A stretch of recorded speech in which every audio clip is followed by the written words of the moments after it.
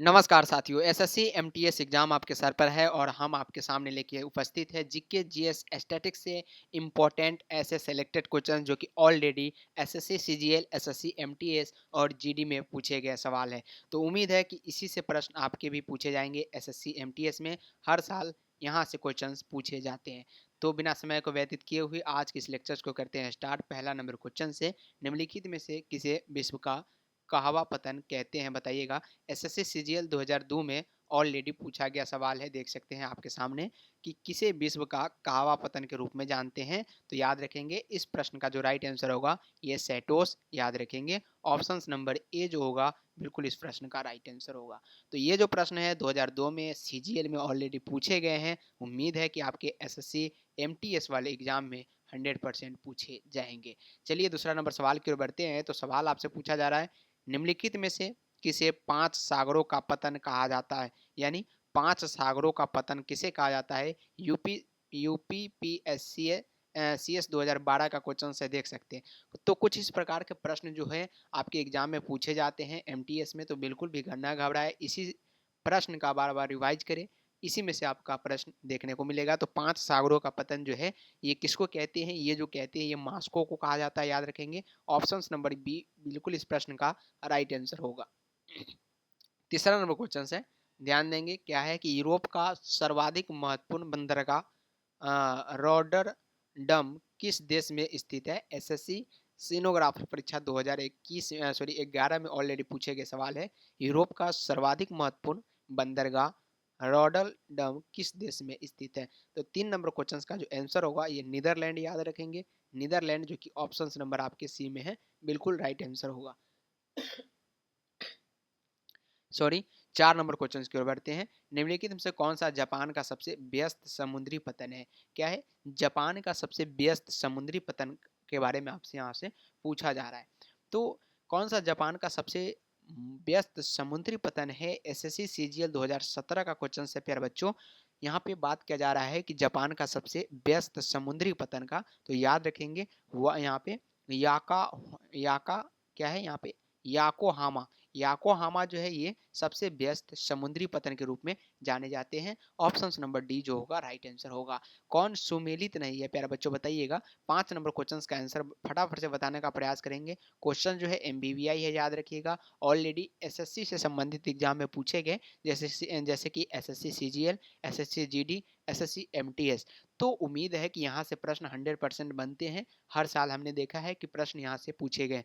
तो कौन सुमेलित नहीं है, एसएससी 2011 का क्वेश्चन से एमटीएस में पूछे गए हैं। सुमेलित आपको नहीं है, ये आपको बताना है। याद रखेंगे यहाँ पे एकार्क जो है ये चीन में नहीं है, बिल्कुल ये सुमेलित नहीं है, याद रखेंगे। यानी इस प्रश्न के लिए तो right answer option number A ही होगा। तो ऑप्शन नंबर ए बिल्कुल इस प्रश्न का राइट आंसर होगा। 6 नंबर क्वेश्चन है कि न्यार्ग जल प्रपात किस नदी पर स्थित है। देख सकते हैं एसएससी सीनोग्राफर संयुक्त हायर सेकेंडरी 10+2 स्तरीय परीक्षा 2014 का क्वेश्चन है, बताइएगा। नियाग्रा जलप्रपात किस नदी पर स्थित है, याद रखेंगे। 6 नंबर क्वेश्चन का जो आंसर जाता है वो सेंट लॉरेंस के साथ जाता है। ऑप्शन नंबर बी जो होगा 100% जो होगा इस प्रश्न का राइट आंसर होगा। तो उम्मीद है कि ये प्रश्न आपको 100% देखने को मिलेगा। विक्टोरिया जलप्रपात किस नदी से संबंधित है। तो आज की इस लेक्चर्स में सिर्फ इसी पर डिस्कशन किया जाएगा, याद रखेंगे, जो कि काफ़ी वेटेज रखता है आपके एग्जाम के लिए। जैसा कि आपके सामने है, देख सकते हैं कि हर साल क्वेश्चंस पूछे जाते हैं, याद रखेंगे। जिम्बेबिस, याद रखिएगा जिम्बेबिस जो कि ऑप्शन नंबर सी में है, बिल्कुल इस प्रश्न का राइट आंसर होगा। विक्टोरिया जलप्रपात किस नदी से संबंधित है। तो option number C right answer है। नियाग्रा जलप्रपात जो है जल प्रताप किसका सीमा पर स्थित है, यानी किसकी सीमा पर स्थित है। बीपीएससी में पूछे गए हायर लेवल का क्वेश्चन है, याद रखेंगे। तो सभी प्रकार के क्वेश्चन आज के इस लेक्चर्स में शामिल किए गए, याद रखेंगे। यूएसए एवं कनाडा, याद रखिएगा। ऑप्शन नंबर यहाँ पर डी जो होगा इस प्रश्न का राइट आंसर होगा। 9 नंबर क्वेश्चन है कि विश्व का सबसे ऊंचा जल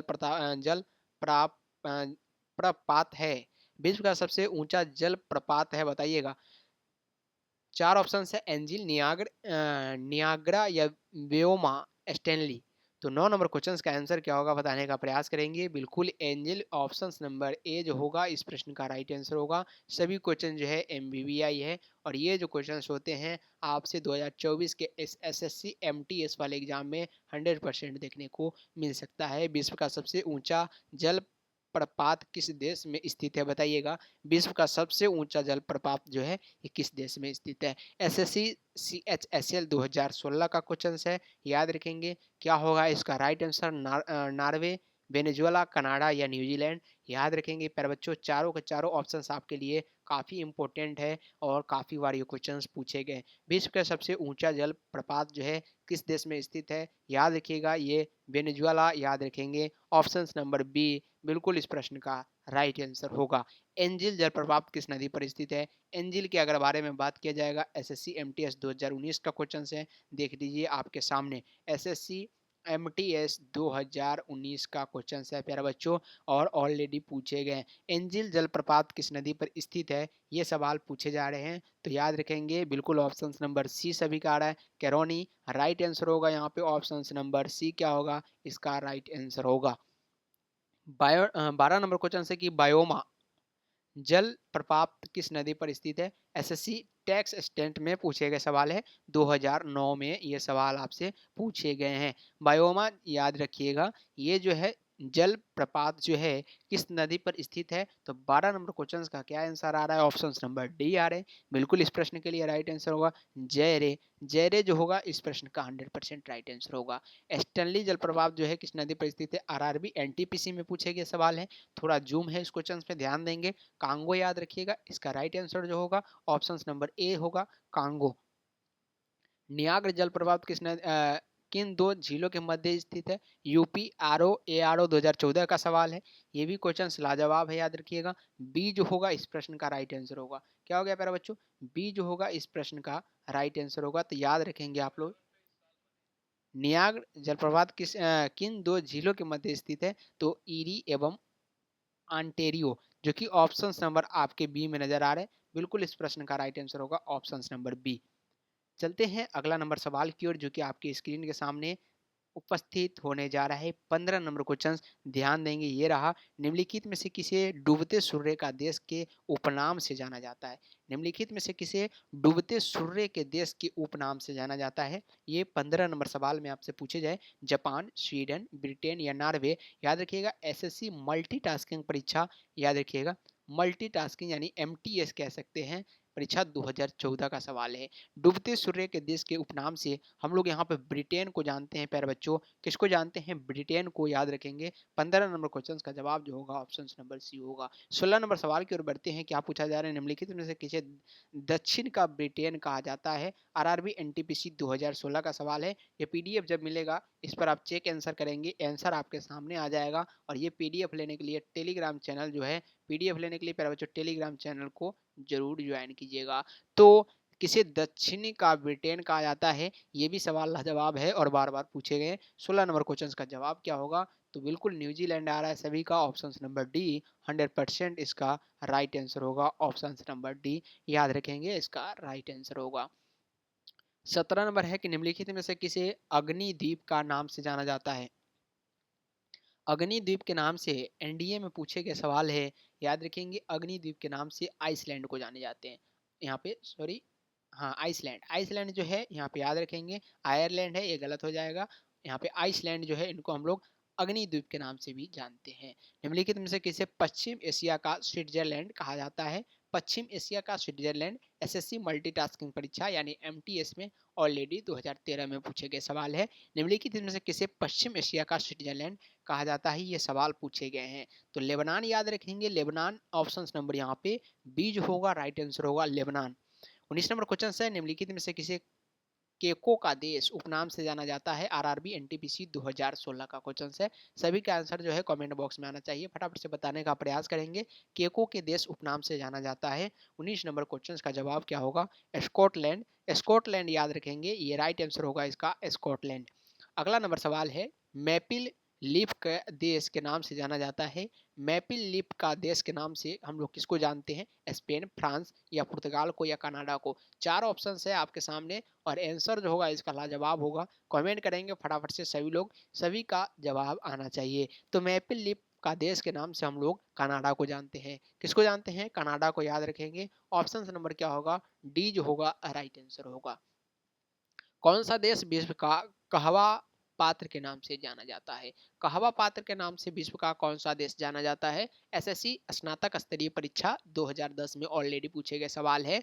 बताने का प्रयास करेंगे कि कौन सा देश विश्व का कहवा पात्र के नाम से जाना जाता है। ब्राजील याद रखिएगा। ब्राजील इस प्रश्न का 100% राइट आंसर होगा और ये जो सवाल है ऑलरेडी पूछे गए हैं आपके एग्जाम में। येलो पेलिस येलो पेरिल के नाम से कौन सा देश जाना जाता है? आरआरबी एनटीपीसी 2016 का क्वेश्चन है। येलो पेरियल के नाम से हम लोग कौन से देश को जानते हैं? ये भी सवाल जो है बार बार आपसे पूछे जाते हैं। चीन याद रखेंगे। चीन जो होगा बिल्कुल इस प्रश्न का राइट आंसर होगा। यहाँ पे सूर्योदय सूर्योदय का देश के नाम से कौन सा देश प्रसिद्ध है? एसएससी 2017 का क्वेश्चन है। सूर्योदय के देश के नाम से कौन सा देश जो है प्रसिद्ध है? तो जापान यहाँ पे सबसे पहले सूर्य उगता है, याद रखेंगे। प्रातःकालीन शांति की भूमि किसे कहा जाता है? एसएससी मैट्रिक स्तरीय परीक्षा 2008 में पूछा गया सवाल है, याद रखिएगा। प्रातःकालीन शांति की भूमि किसे कहा जाता है? ये 24 नंबर सवाल है। इसको कोरिया को हम लोग कहते हैं। किसको कहते हैं? कोरिया, याद रखेंगे। और ये रहा आपका लास्ट क्वेश्चन प्यारे बच्चों। जिन देशों को सामान्यतः बाल्टिक देश कहा जाता है उनके समूह में कौन कौन से देश शामिल है?